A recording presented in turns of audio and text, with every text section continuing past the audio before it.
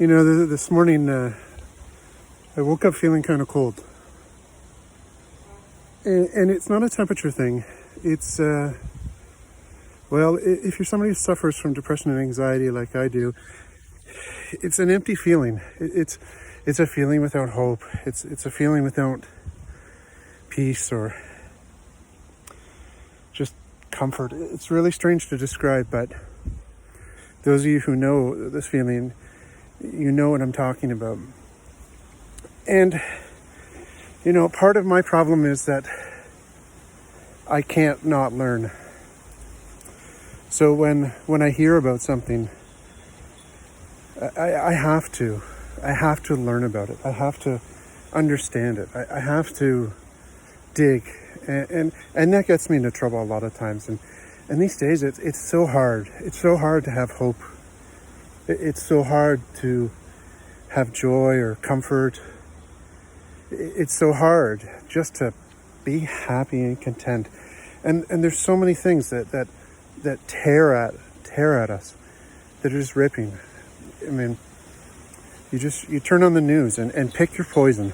And I hate to use that terminology, but I can't think of a better way to say it, but other than pick your poison. COVID. I mean, we've got this massive pandemic circling the globe. 1 million people have died at least. But yet, I look at social media and I look at news reports and I see people just saying it's all fake. It's a conspiracy to control us. We shouldn't wear masks. We have the right not to wear masks and this and that. And I see governments making poor decisions and just not thinking about human dignity, but rather thinking about profits, taxes, revenue streams. And I see people that should be reaching out in compassion and empathy, people that proclaim the name of Jesus, and they're more concerned with their rights to open their church or not open their church. They're more concerned with their ability to meet with their pals. And it grieves me. It grieves me so much. And then I see this thing on the news the other day, and I apologize. I'm probably mispronouncing this name incorrectly, but the Mi'kmaq natives, the indigenous people in the east coast of Canada, who won a court case giving them the right to fish for lobster outside of commercial fishing season. And how has the community responded? With violence, with death threats, with racism. And how has the government and law enforcement responded to these things? Did you hear that there? That absence of noise when I paused? That's louder than the government's response. And I know some people say, hey, listen, that doesn't involve me. Yeah, we live in Burlington. We don't have these type of things. This stuff doesn't happen here. And for either more, it's way out there. It involves two different people. It's not me. But here's the problem. What's happening out there is nothing more than a continuation of what has happened for the past 300 years in this country. Our Indigenous brothers and sisters being oppressed, being threatened with violence, having their possessions destroyed, being forced out of their lands because of people who look like me. We like to say we shouldn't be punished for the sins of our fathers. Well, that's not the sins of our fathers. That's the sins of us. We have a social responsibility. We have a moral responsibility. We have a Christian responsibility to treat people correctly. And it's so hard. And then you look south of the border and you look at what's going down in the States. And you have one man, the President of the United States, a man who fails every single measure of a man that matters.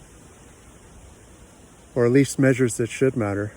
Ethics, morals, family.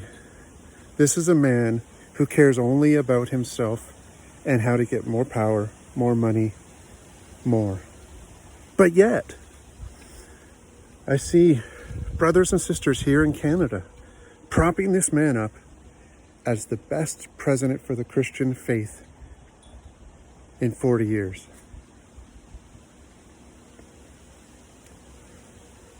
A man who uses a church for a publicity stunt while gassing peaceful protesters without warning should not be a man we are using to hold up our faith. The only man we should be using as an example of our faith is Jesus Christ himself. Any other man fails in comparison. But yet, we are on the brink of civil war in the United States. And mark my words, it doesn't matter who wins down there. You all know who I hope wins. And I've looked at the numbers and I'm pretty confident he will win. But will that prevent armed resistance, armed rebellion? Will that prevent the second civil war that so many on the far right have been begging for years? I don't think so. And I look at the church becoming politicized on issues that are important, yes. That issues that matter to our faith, yes. But issues that only serve to drive people away from the church. Should we not only care about whether a person loves Jesus and wants to be better under him than who they're married to or what they've done in the past, what drug of choice they take, what crimes they've committed? Should we only care about their heart and who it loves? But we don't. We, the church, look at people and say, you're gay, you can't be a Christian. You're a liberal, you can't be in this church. You won't fight for abortion control, you can't be one of us. And it grieves me. And I look at our community here in Burlington, Hamilton, Golden Horseshoe. And so many of us, we live in our big houses and we have 2 cars and we have all our toys. And yeah, we have debt and student loans and things like that. And that can grieve us and that can bring us down. But we ignore the many that don't have. And we don't have to go far to look for poverty, to look for sex trafficking, to look for abuse and broken homes and broken families and broken people. But, we meet in our churches on Sunday and everything's great. And there are so many more. I could go on for hours and hours and hours talking about the things that grieve me, that just make me so sad for this world we live in. I could talk about, the people in Flint, Michigan who've been drinking poisoned water for 10 years. I could talk about the plight of African Americans being disenfranchised because of petty crimes, giving them a criminal record and removing the right to vote. I could talk about all kinds of things. But I'm supposed to be focusing on hope, and I'm supposed to be focusing on the joy and passion and hope of following Jesus. And following Jesus it's a tough road because we let him down so much. And, I've been reading in Romans 5 about how we get hope through faith. And, out of these things produces perseverance and character and all these lovely, wonderful things. And, on a day when, I just woke up and, depression's rearing its head and things are popping up that are causing me worry and grief.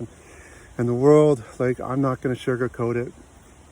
It's not looking like a great place, right? I mean, how can we find hope in a place like this world? And at the end of the day, what I'm forced to remember is that we don't find hope in a place like this.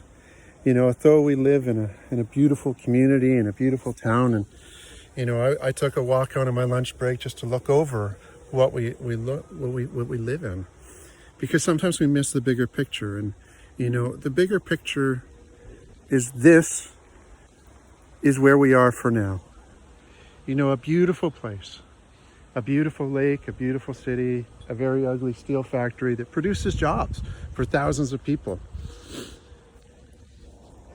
And the bigger picture, our hope is not found here. How do we beat COVID? We beat COVID by doing the right things for here, but COVID doesn't beat us, because when we were powerless in our sin, Christ died for us.